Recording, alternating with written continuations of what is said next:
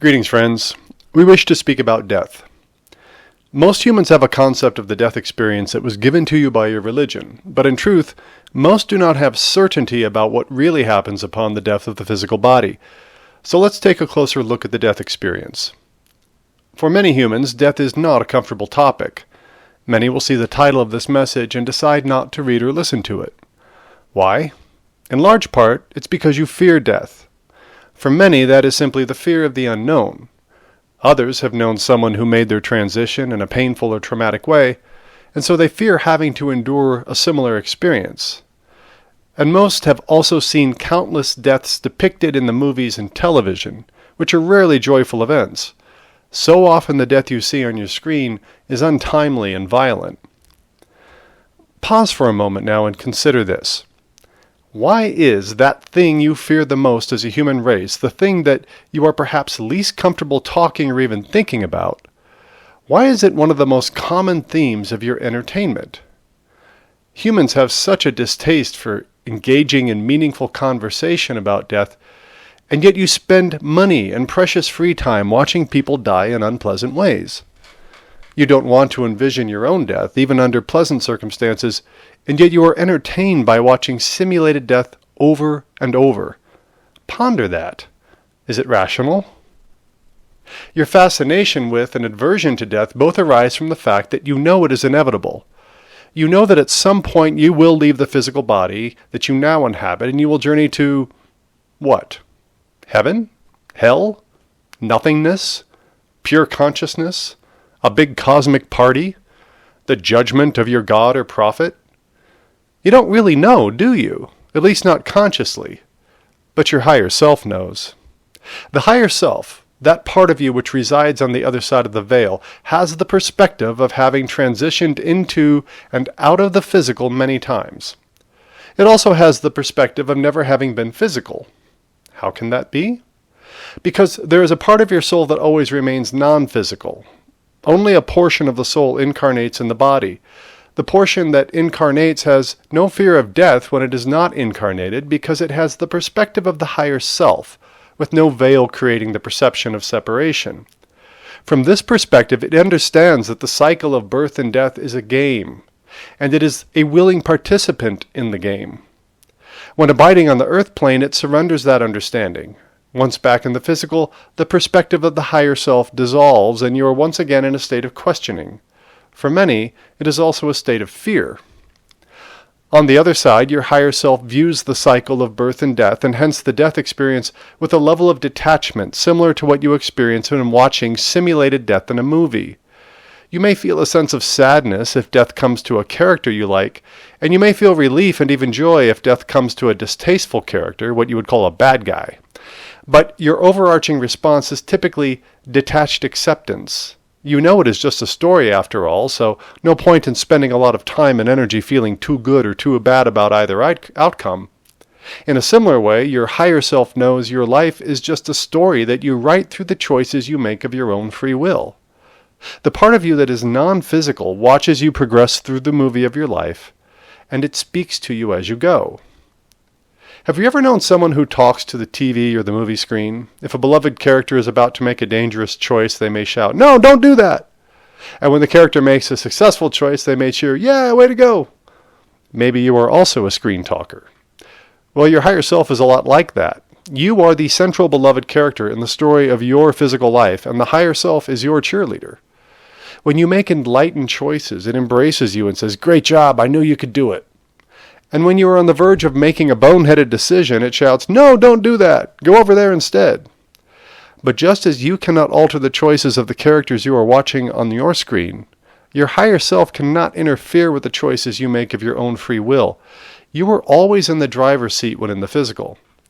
You can, however, use your free will to listen to the guidance coming from your higher self. That is a skill you can develop, and we encourage you to do so because it will make life a more pleasant experience. It is also the subject of other messages, and we're not going to say more about it here. For now, we simply want to underscore the point that from the higher self's point of view, the death of your physical body is no more or less traumatic than you watching the fictional death of a character on a screen. All death is equal as viewed by the higher self. There is not one form of transition from physical to non-physical that is more or less desirable. To the physical self, the you that is reading or listening to this message, there are good ways to transition and bad ways to transition. Good looks something like this. You live to be 100 years old, you're active and healthy until your final day, and your life is still full of joy and abundance. And your last day on earth is a happy one, perhaps spent in the company of family and friends, doing something you love. Then you depart the body peacefully in your sleep without pain or trauma. And once departed, your soul arrives on the other side to be reunited with the loved ones who've gone before you. They greet you with open arms and loving embraces, and you feel a peace that you never knew in your physical life. On the other hand, the bad death is usually associated with trauma, tragedy, and sorrow. It may be quick and violent or long and painful, but is almost always seen as untimely and unpleasant. These two extremes are how humans view the death of their physical body, and there are many variations in between. But no matter the circumstances surrounding the transition to non-physical or the human's perception of the transition, the higher self knows that your life is eternal. And the choices you make of your own free will while in body are honored no matter how they appear to the bias of the human mind. In the physical, you judge this to be good and that to be bad, and then you judge yourself and others for how many good and bad choices you all make. If you feel you have made many bad choices, you may begin to fear what may await you when you leave the physical body. The fear of punishment, perhaps, for all eternity comes in. And if you judge that a loved one has made too many bad choices, you fear what awaits them. For many, this fear is quite strong, even to the point where it dominates their life experience. Friends, what we want you to know is that you are not judged when you transition from the body. Your free will choices are honored, and whether you experience what you judge to be a good death after a good life, or a bad death after a life of bad choices, your higher self rejoices upon your return to the other side all the same. You may ask, why then would I care at all about what I do in the physical body? What's my incentive to be kind, honest, or generous if we all meet the same fate in the end? It is because you want to experience personal peace, and you can only know peace in your life when you make choices that vibrate at the frequency of love. And if you do not know peace in your life, you will never make peace with death. You see, fear begets fear. The only reason anyone would be mean to or dishonest with another is because there is some fear motivating them, such as the fear of being hurt, the fear of being less than, the fear of being taken advantage of. What do you know about fear? Well, if you've read any of our other messages, you know that we often speak of fear, the lowest vibration emotion, as the polar opposite of love, the highest vibration emotion. As we have said many times, low vibration thoughts and emotions attract low vibration experiences into your life, experiences that most would find undesirable. That includes a fearful perspective on death. In other words, it is impossible to go through life creating chaos and mistreating people and have a fearless outlook on death at the same time. The two cannot exist side by side. On the other hand, when you know true peace in your life because you spend most of your waking moments thinking thoughts and taking actions that vibrate closer to the frequency of pure love, then the true divine nature of human existence begins to reveal itself to you. This is important. The more you live your life through the frequencies that abide at the love end of the spectrum, the more you connect with your higher self, and thus the more you live your physical life from the perspective of the higher self. That includes aligning with the higher self's knowing that the end of your current physical life is merely a transition from one state of being to another. You come to embody the understanding that you are much, much bigger than just the current physical body. You know with personal certainty that you are a multidimensional, eternal being and that only a portion of you is playing the game called human life. And you know that when it is time for that game to end, you will rejoin the vast, non-physical self that knows only peace and joy, for anything less is only possible on the denser earth plane.